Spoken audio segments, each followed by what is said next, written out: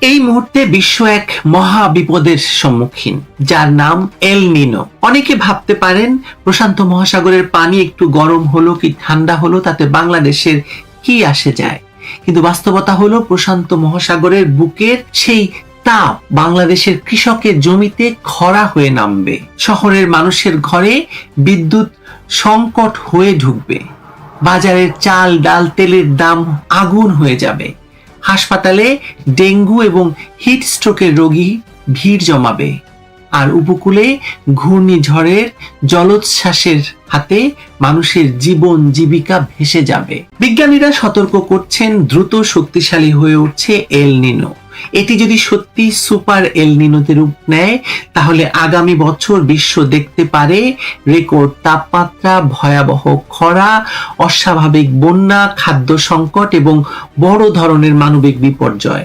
কিন্তু বাংলাদেশের জন্য এই সতর্কতা আরো ভয়ঙ্কর, কারণ বাংলাদেশ এমন একটি দেশ বা এমন একটি ভূখণ্ড যেখানে জলবায়ুর সামান্য পরিবর্তনও কোটি মানুষের জীবনে সরাসরি আঘাত করে।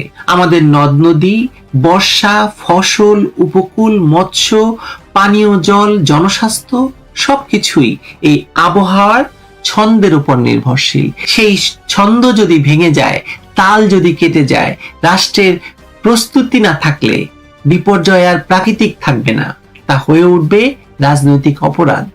এল নিনোর সময় সাধারণত দক্ষিণ এশিয়ার মৌসুমী বায়ু দুর্বল হতে পারে, বৃষ্টি কমে যেতে পারে, আউশ আমন বোরো ধানের প্রতিটি মৌসুমেই চাপ তৈরি হতে পারে। উত্তরাঞ্চলে খরা, দক্ষিণ পশ্চিমাঞ্চলে লবণাক্ততা, শহরে পানির সংকট, গ্রামে সেচের খরচ বৃদ্ধি, বিদ্যুতের চাহিদা বেড়ে লোডশেডিং, সব মিলিয়ে একটি পূর্ণাঙ্গ সংকট তৈরি হতে পারে।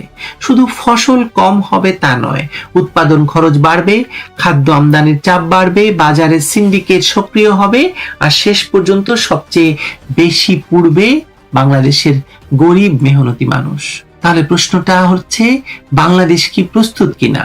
দুর্ভাগ্যজনকভাবে উত্তর হলো না।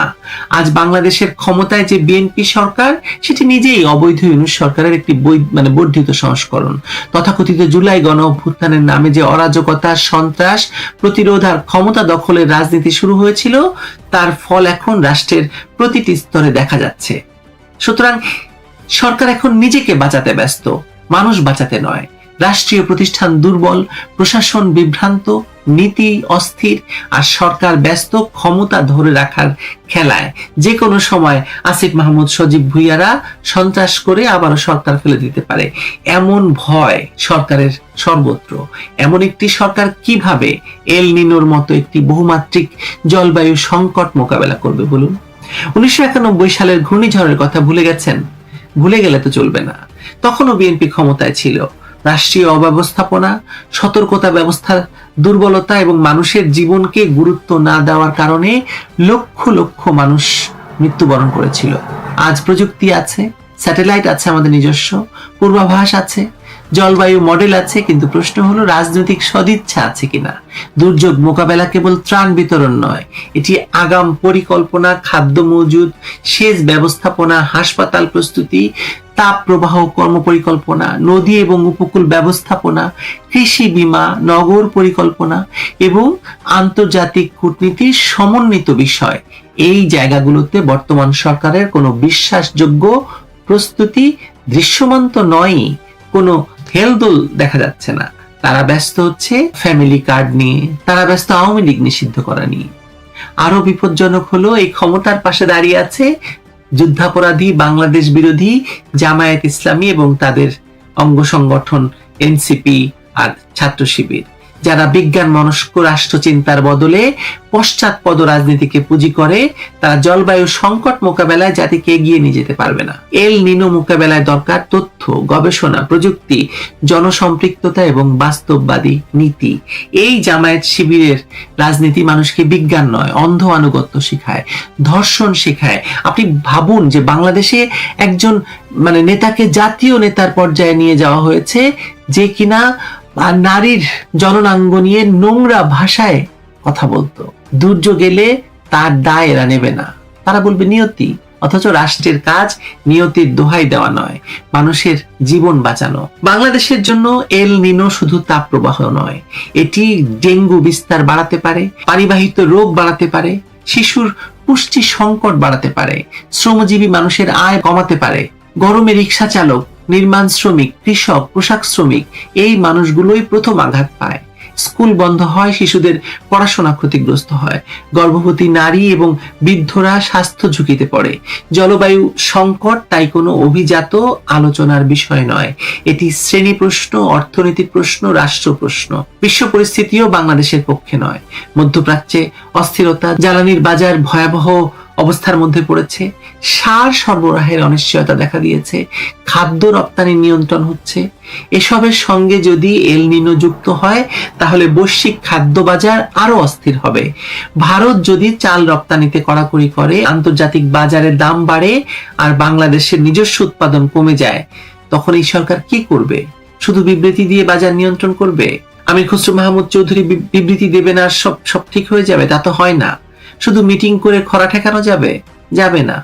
শুধু বিদেশ সফর করে খাদ্য নিরাপত্তা নিশ্চিত করা যাবে না। তার মানে কি? তার মানে এখন দরকার জাতীয় এল নিনো প্রস্তুতি পরিকল্পনা। কোথায় বৃষ্টি কমতে পারে, কোথায় সেচ দরকার, কোথায় পানির স্তর নামছে, কোন জেলায় খাদ্য মজুদ বাড়াতে হবে, কোন হাসপাতালে হিট স্ট্রোক এবং ডেঙ্গু ইউনিট প্রস্তুত করতে হবে, কোন উপকূলে ঘূর্ণিঝড় আশ্রয় কেন্দ্র সংস্কার দরকার, এসব নিয়ে জরুরি রাষ্ট্রীয় কর্মসূচি থাকা উচিত।